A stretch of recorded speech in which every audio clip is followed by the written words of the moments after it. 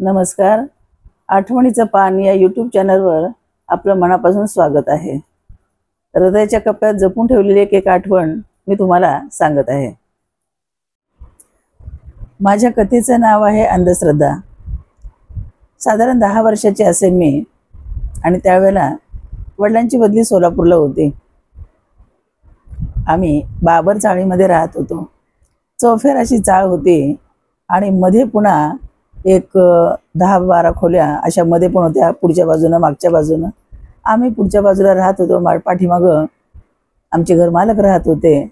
आणि अशी ही चाळ अतिशय गुण्यागोविंदानं आणि आनंदानं राहणारी. कुणीही या चाळीकडं वाकडे मान करून बघत नव्हतं. सगळे शेजारी पाजारी अतिशय सुस्वभावी, एकमेकाला मदत करणारे आणि एकमेकांचे उपयोगी येणारे असे होते. सगळेजण गुण्यागोविंदानं राहत होते आणि आम्ही सुद्धा त्या ठिकाणी 2-3 वर्ष झालेली होती. चांगला घरोबा सगळ्यांशीच आमचा झालेला होता. एके दिवशी काय झालं की आईनं एक नवीन पातेलं विकत घेतलं. दारावर बाई आली होती विकायला. नवीन पातेलं विकत घेतलं आणि आई म्हणाली की असंच नको वापरायला, थोडंसं आपण त्याला घासू आणि धुवून मग वापरायला घेऊया. आई दारात बसली. त्यावेळेला असे काय साबण, व्हीम बार वगैरे तसं काही नव्हतं. तो काथ्या असायचा, नारळाची शेंडी, ती मातीमध्ये घासायची आणि त्या मातीनंच भांडी सारवली जायची. तसं आईनं ते पातेलं मला सारवून दिलं आणि आमच्या वाड्याच्या बाहेरच नळ होता. त्याला 24 तास नळ म्हणायचे. 24 तास त्याला पाणी असायचं. मला म्हणली जा आणि एवढं पातेलं तिथं धुवून आण आणि तुला जेवढं पाणी आणता येते तेवढं आण. तसं पाहिलं तर माझ्या ताकदीच्या बाहेरचं होतं ते पातेलं पाणी आणणं. पण मी घेऊन गेले आणि पातेलं धुवायला लागले. तुमचा विश्वास बसणार नाही, पण का कुणास ठाऊक इतकी कळ माझ्या कोपराला आली की कुणीतरी असं चाकू खूप असल्यासारखी कळ माझ्या आली. पण मला बघायचं भान सुद्धा नव्हतं की काय झाले, मला काय लागले. तशीच मी ते पातेलं धुतलं आणि असं भरायला लागले. धरलं, दोन्ही हाताने धरलं, भरायला लागले तर ते पाणी लाल व्हायला लागलं, कारण संपूर्ण हाताचं रक्त त्या पाण्यामध्ये पडायला लागलं. मी घाबरले. माझ्या पाठीमागं कोणतरी एक बाई उभी होती.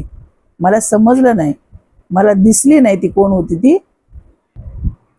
आणि मी रडायला लागले. तशी ती बाई माझ्या पाठीमागून नाहीशी झाली आणि मी ते पातेलं पाणी तरी टाकून द्यावं की नाही, तशीच पातेलं घेऊन घरी गेले.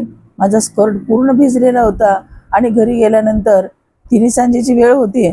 आईलाही एवढं काही दिसलं नाही. पाणी ठेवलं तर आई येऊन बघितलं काय झालं आणि मी रडायला लागले. स्कर्ट सगळा लाल. आईला उठता येईना, कारण आई माझ्या बहिणीच्या वेळेला 7व्या महिन्यात गरोदर होती आणि तिला उठता येईना. कशी तरी तिनं उठली, बघितलं, इतकी घाबरली, कुठून रक्त येतं पाहिलं तर काय हाताला इतकी मोठी जखम झालेली, ती पांढरं शुभ्र हाड आतलं दिसायला लागलेलं. आईनं पाहिलं या कोपराजवळच नेमकं कसं काय झालंय, कशी पडलीस का, लागलं का, आई विचारायला लागली. मला काहीच उत्तर देता येईना. नुसती माझी रडायची घाई ना. त्या जखमेकडे मी पाहत होते ना, मला काही समजत होतं.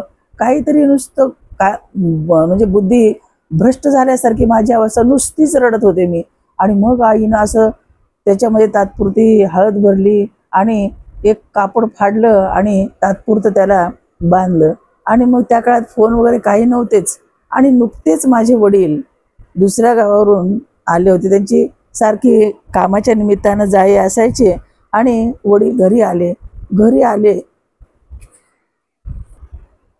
पाहिलं तर काय, मी रडायला लागले, आई रडायला लागली.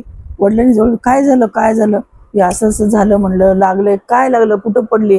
आई म्हणली ती काही सांगतच नाही आणि रक्तबंबाळ झाले पूर्ण स्कर्ट. मग वडिलांनी पटकन म्हणले तिचे कपडे बदल आणि तिला दवाखान्यात घेऊन जातो. आईनं कपडे बदलले. दवाखान्यात मला वडिलांनी असं कडेवर घेऊन गेले. त्या 2 व्हीलर सुद्धा एवढ्या नव्हत्या. आणि मग एकाची गाडी घेतली आणि गाडीवरून वडिलांनी, डॉक्टर उपाशी म्हणून होते त्या ठिकाणी, मला घेऊन गेले.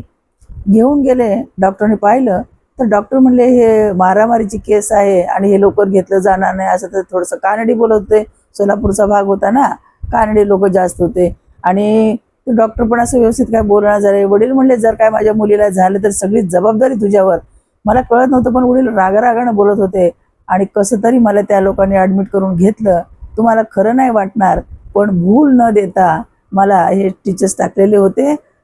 आणि मग मी इतकी ओरडायची. ते जेव्हा धागा इकडून इकडे जात होता एखादी गोधडी शिवावी तसं त्या हाताला माझ्या त्यांनी शिवले. तो खूप ओरडत होते, रडत होते आणि आजही ती खून माझ्या डाव्या हाताला आहे.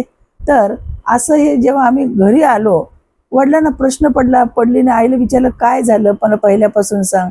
आईने सगळी हकीकत सांगितली. पातेलं घेतलं, घासलं होतं, धुवायला फक्त पाठवलं होतं आणि हे असं झालं.